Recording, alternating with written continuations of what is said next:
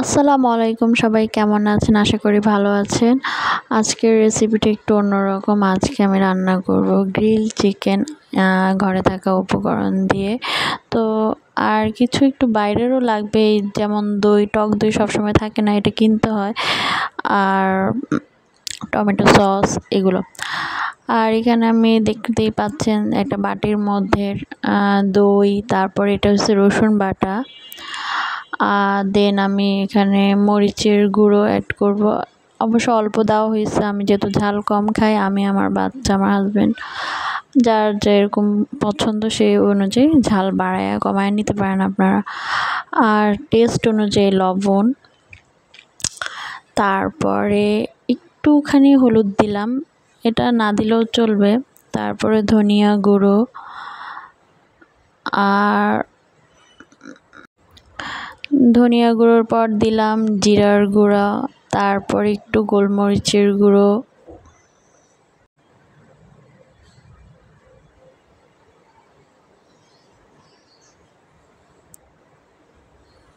তো আমি সব উপকরণ একসাথে মিশিয়ে ভালো করে মিশাবো এটাকে। আর সাথে অবশ্য আমি 1 চামচ টমেটো সস আর সরিষার তেল দিছি 1 চামচের মতো, এই চামচটার অনুযায়ী। তো সরিষার তেল দিছি, সরিষা বাটা দিলেও হবে। এই তো, এটা দিয়ে ভালো করে একটা পেস্ট বানিয়ে নিতে হবে। আমার এখানে মুরগি মাত্র 5 থেকে 6 টুকরা, তো এর থেকে যদি বেশি হয় তাহলে এই উপকরণগুলো আরেকটু বাড়বে।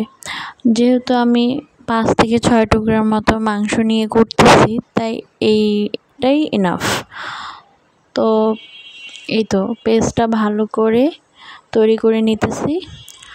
দেন মুরগির মাংসগুলো এটার সাথে দিয়ে ভালো করে মেখে নেব।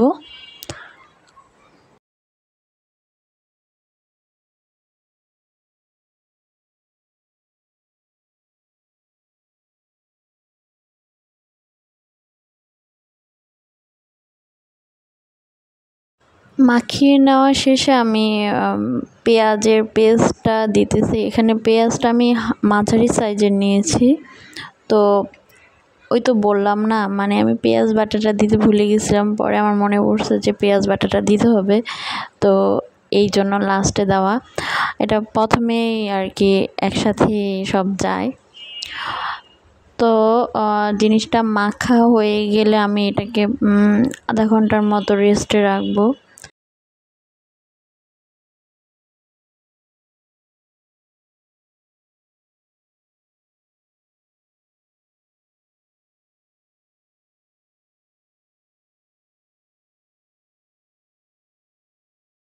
ফিরে আসলাম 30 মিনিট পর।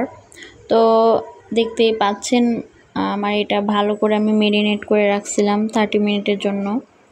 তো এখন আমি ফ্রাই প্যানে এটাকে ভালো করে ভাজবো।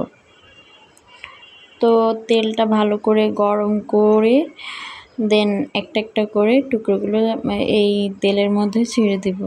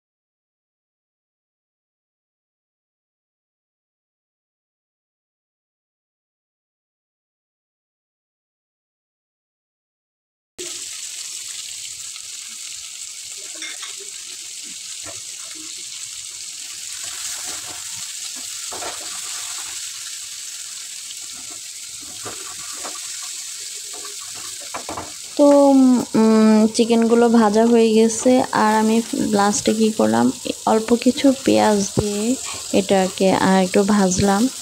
তো দিলে ফ্লেভারটা একটু ভালো আসে আর ঘ্রাণটা অনেক সুন্দর আসে। চিকেনগুলোকে এইভাবেই ভাজতে হবে, যেহেতু আমার কোনো গ্রিল প্যান নাই, তো এই জন্যই আমি আমার এই প্যান দিয়েই আমি কাজ চালিয়ে নিলাম। তো আমি জানি এটা সবার ঘরে আসলে তেমন একটা থাকে না। এই তো এখন পরিবেশনের সময়। তো আমার চিকেন রেডি। তো এটাকে আপনারা নান রুটির সাথে অথবা কী বলে যে পোলাওর সাথে, পরোটার সাথে খেতে পারবেন। তো আমি পোলাওর সাথেই আজকে খাবো, তো এই জন্য আর কি এটা করা। তো এটার টেস্টটা ভালো ছিল, আপনারাও ট্রাই করবেন বাসায়। আর আমার পেজে নতুন হয়ে থাকলে অবশ্যই ফলো দিয়ে পাশে থাকবেন। আল্লাহ হাফেজ, সবাই ভালো থাকবেন।